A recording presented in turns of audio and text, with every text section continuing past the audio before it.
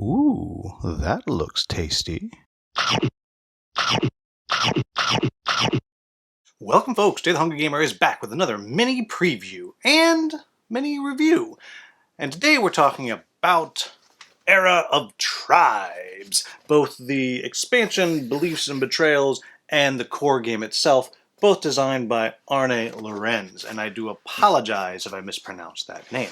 Now, I'm kind of mashing both things up into one video here, and I'm doing it as a mini review because there is so much. If I made the attempt to tell you how this game works and give you a rules overview, it would be at least 35 minutes. It's just there is so much going on. So very high level overview that we're talking about here. So this is a civilization area control style game where basically what you are doing is you are expanding out onto the map, and by expanding that's going to allow you to get more resources, get more money, you're going to be able to use that money to advance up various tech trees, and eventually kind of beat each other up a little bit.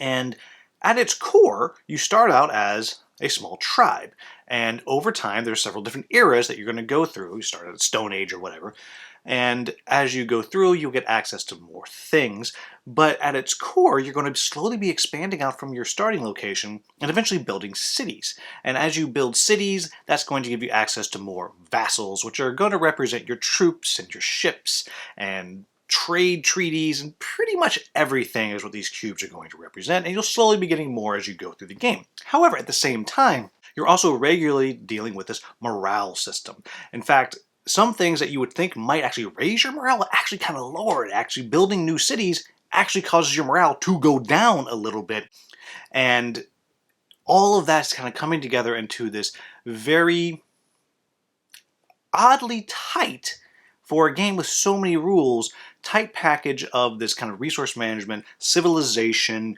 and area control style game. Now, a couple things that I do want to highlight. Kind of the main thing is each turn you're going to have several different workers or leaders that you're able to use, and the expansion actually also adds this kind of profit that you can get as well.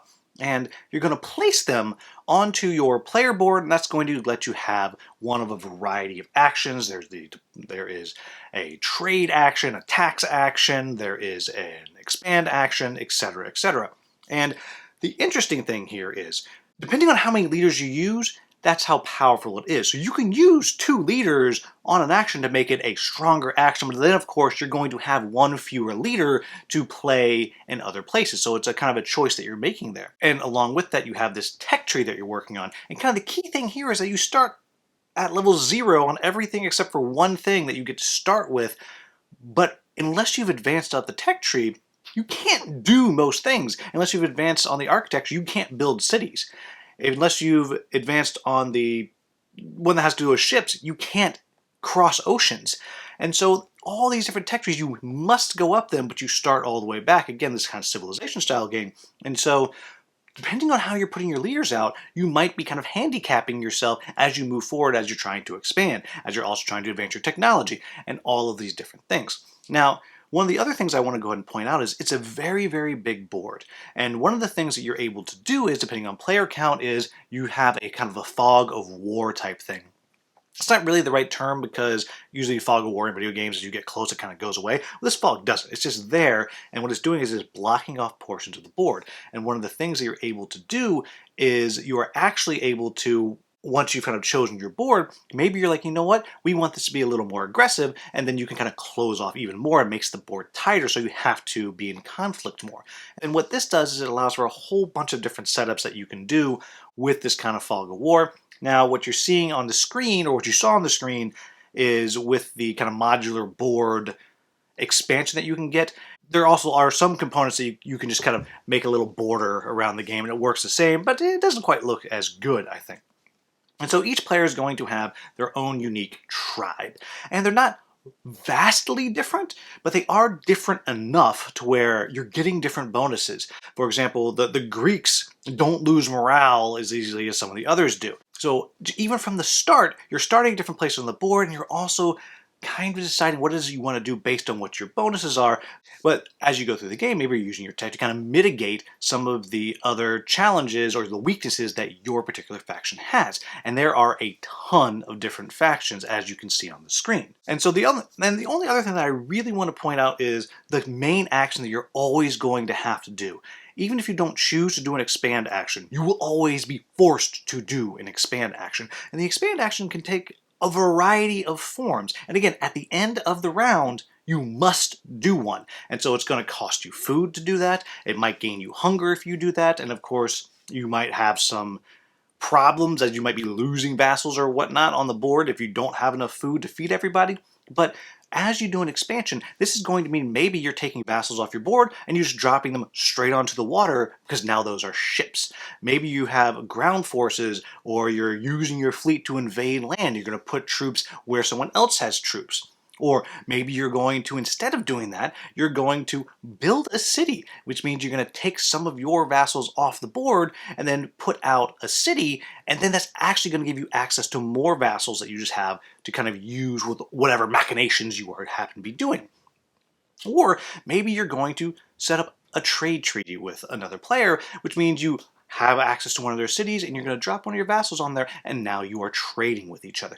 All these things are options that you have with this expansion. Of course, a game like this is going to also have combat, and combat is actually very simple. You have a little combat board that you use, and you put your troops on there. You have the ability to kind of buff yourself up with ore, sometimes wine, and all these different things that you can use. These resources that you've been collecting, you can put them out there, and then suddenly you're using those to kind of mitigate the damage you might be taking. And it just comes down to a quick dice roll, and it is pretty darn simple how combat works. And I'm already 7 minutes or so in, and I feel like I've barely scratched the surface. There are just so many things that you can do. So I'm going to go ahead and move into what do I like about this game. First thing is the depth. There is so much going on here.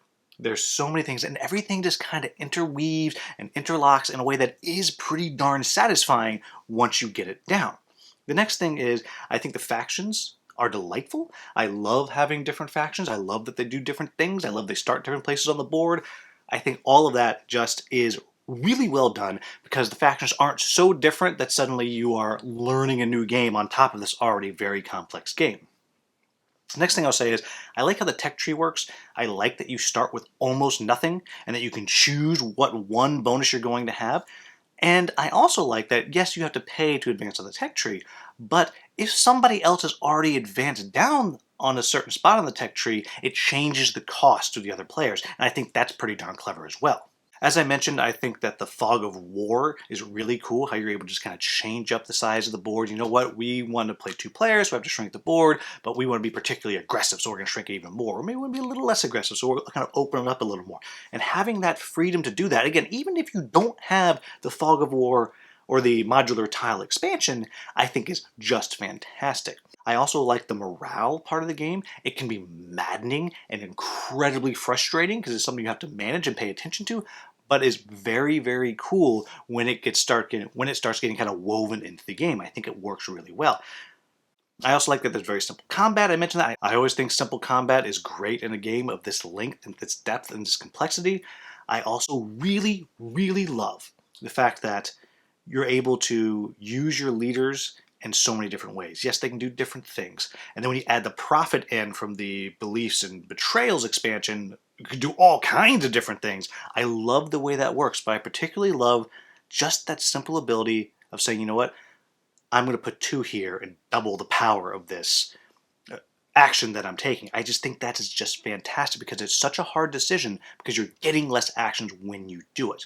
I already mentioned that I just think that the religion part of the expansion, which actually comes with a religion track, you actually choose the broad type of religion for your tribe, be it polytheism, monotheism, or mysticism. I think that's really cool. You can go up and down those. And then if you wind up in revolution, you can be like, you know what? We're in revolution. We don't believe in monotheism anymore. We are now mystics. It's great. It's really, really cool the way that works.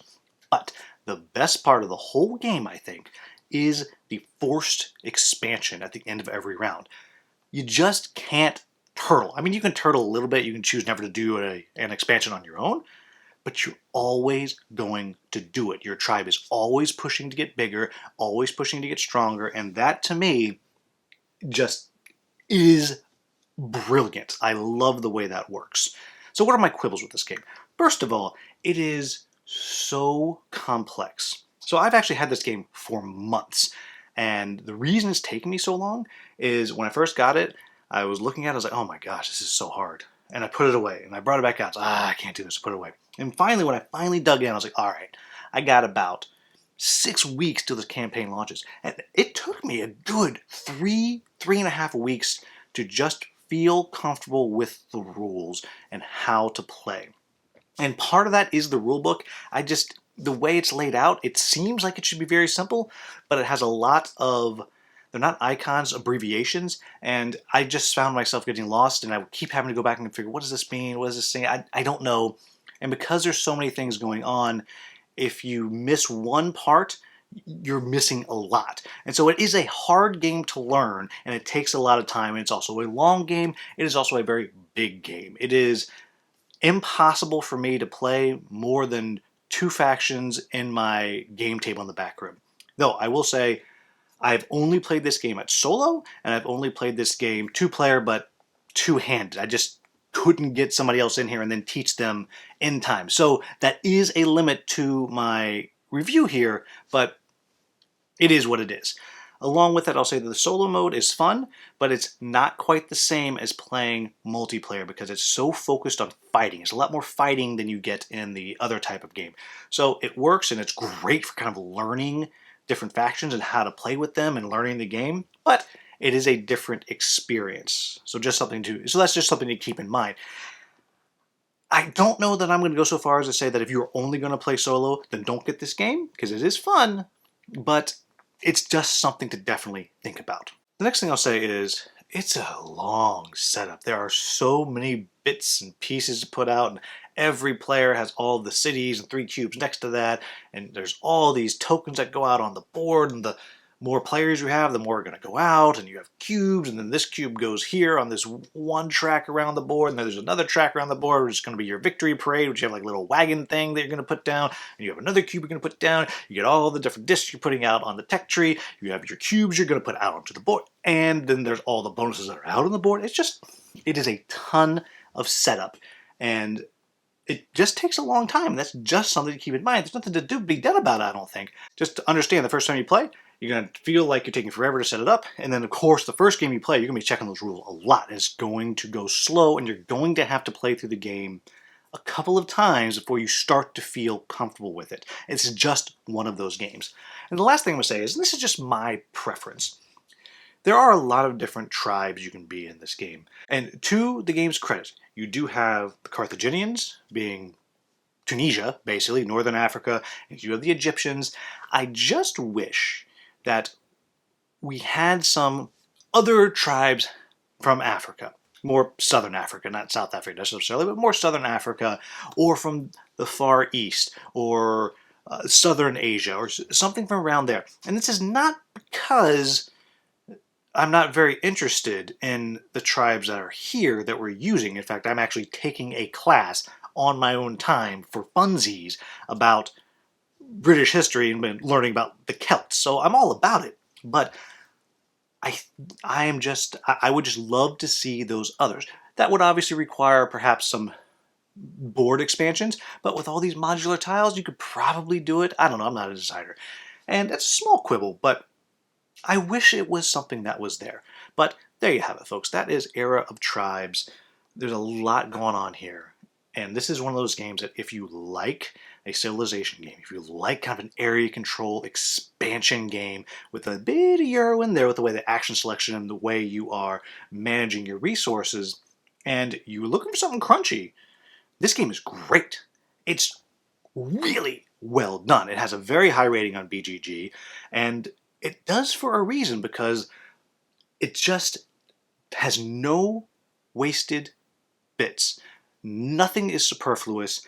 Everything is needed and all of it works together. And I think especially when you start adding in the new stuff, the beliefs part, the religion part, even though you're going to play a few games before you want to put that in there, and then to a lesser extent the betrayals part, there's kind of like an intrigue part, which I don't think is as exciting to me, but is also very interesting. So we start adding that in. This is a game that you could play every weekend for half a year and never feel like you had the same game.